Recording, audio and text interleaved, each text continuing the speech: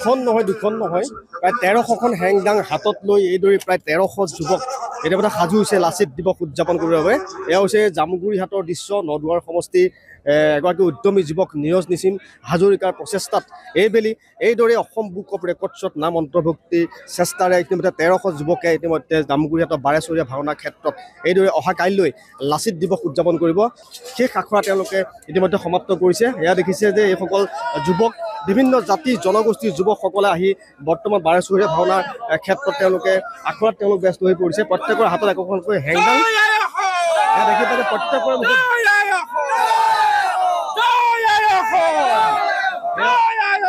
1300 হেংদাং লৈ একেলগে একে সময়তে জয় অসম ধ্বনিৰে মুখৰ কৰি তুলিব সমগ্ৰ জামুগুৰিহাটৰ পৰিৱেশ। এইসমূহ হৈছে হেংদাং আৰু এই হেংদাংসমূহ হাতত লৈ অহা কাইলৈ তেওঁলোকে লাচিত দিৱস উদযাপন কৰিব।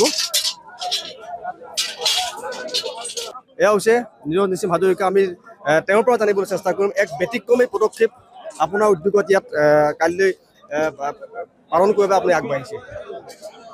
আমি সমগ্ৰ নদুৱাৰবাসী ৰাইজে কন্যকাৰ উদ্যোগত নদুৱাৰ সমষ্টিৰ সমন্বয় বিধায়ক তথা মোৰ পিতৃ শ্ৰীযুত পদ্ম হাজৰিকাদেৱৰ বলিষ্ঠ নেতৃত্বত আমি নদুৱাৰৰ যুৱ শক্তিয়ে যোৱাবেলিও লাচিত দিৱসৰ দিনা আমি লাচিত বৰফুকনৰ মূৰ্তি আমাৰ জামুগুৰিহাটত প্ৰতিষ্ঠা কৰিছিলোঁ। আৰু এইবেলি আমাৰ লাচিত দিৱসটি স্মৰণীয় কৰি তুলিবলৈ আমি সমগ্ৰ নদুৱাৰ সমষ্টিৰ যুৱ শক্তিয়ে কন্যকাৰ উদ্যোগত তথা শ্ৰীযুত পদ্ম হাজৰিকাদেৱৰ বলিষ্ঠ নেতৃত্বত অসম বুকছ অফ ৰেকৰ্ডছত নিজৰ নাম আৰু আমাৰ নদুৱাৰ সমষ্টিৰ নাম অন্তৰ্ভুক্ত কৰিবলৈ 1300ৰো অধিক যুৱকে হাতত হেংদাং ল'ব।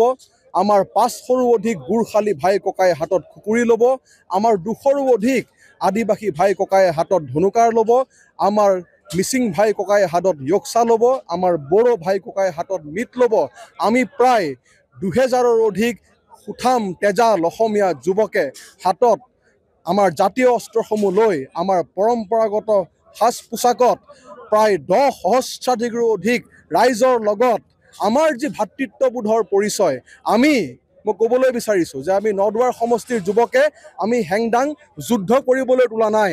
আমি হেংদাং লৈছোঁ আমাৰ যি ভাতৃত্ববোধ, আমাৰ যি সাতাম পুৰুষীয়া পৰম্পৰা, আমি যে ইমান বছৰে সুন্দৰকৈ মিলা প্ৰীতিৰে এটা পৰিয়ালৰ নিচিনাকৈ আছোঁ আৰু আমাৰ অসমৰ শৌৰ্য বীৰ্যৰ প্ৰতীক মহাবীৰ লাচিত বৰফুকনক সন্মান জনাবলৈহে আমি হেংদাং লৈছোঁ। আমি কোনো যুদ্ধ কৰিবলৈ হেংদাং লোৱা নাই।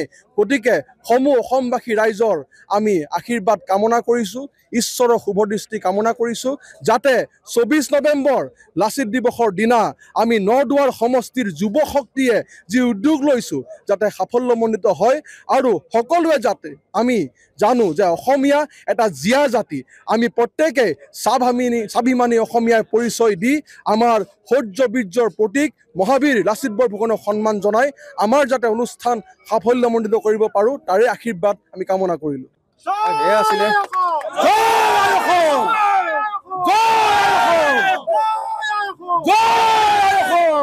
এয়া আছিলে নদুৱাৰ সমষ্টিৰ বিধায়ক পদ্ম হাজৰিকাৰ পুত্ৰ নীৰজ নিছিম হাজৰিকা।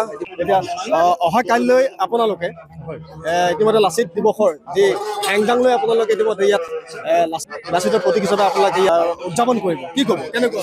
এইটো আচলতে সঁচাকৈ এটা আনন্দৰ খবৰ, গৌৰৱৰ খবৰ। কাৰণ ইমানখিনি হেংদাং একেলগে এটা অসম বুকছ অফ ৰেকৰ্ডছত এইটো আচলতে পিছত লিমকা বুকছ বা গিনিজ বুকছ অফ ৰেকৰ্ডছতো হ'বগৈ চাগে। কিন্তু এইটো সঁচাকৈ এটা আনন্দৰ খবৰ আৰু আমাৰ খুব আনন্দ লাগিছে। আমি আচলতে অসমীয়া জাতিটো এক হ'বৰ হ'ল। বিভিন্ন অপশক্তিয়ে অসমীয়া জাতিটো ভাগ কৰিবলৈ বিচাৰি আছে। এই হেংদাং আমাৰ অসমীয়াৰ স্বাভিমান। গতিকে অসমীয়াই মোগলক ঘটোৱাই কেনেকৈ অসমখন ৰক্ষা কৰিছিল, লাচিত বৰফুকনৰ সেই নেতৃত্ব তেওঁ ধৰ্ম বৰ্ণ নিৰ্বিশেষে যি নেতৃত্ব প্ৰদান কৰি যুদ্ধৰে অসমীয়া জাতিক ৰক্ষা কৰিছিল, অসম ভূমিক ৰক্ষা কৰিছিল।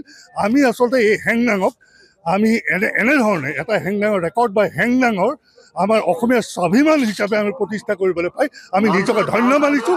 এয়া আছিলে অহা কাইলৈ যি পকামুৰা পথাৰত যি লাচিত দিৱস উদযাপন হ'ব, এক ব্যতিক্ৰমী লাচিত দিৱস উদযাপন, সেই লাচিত দিৱসৰ অংশগ্ৰহণ কৰা এগৰাকী সুঠাম যুৱক, অসমীয়া যুৱক।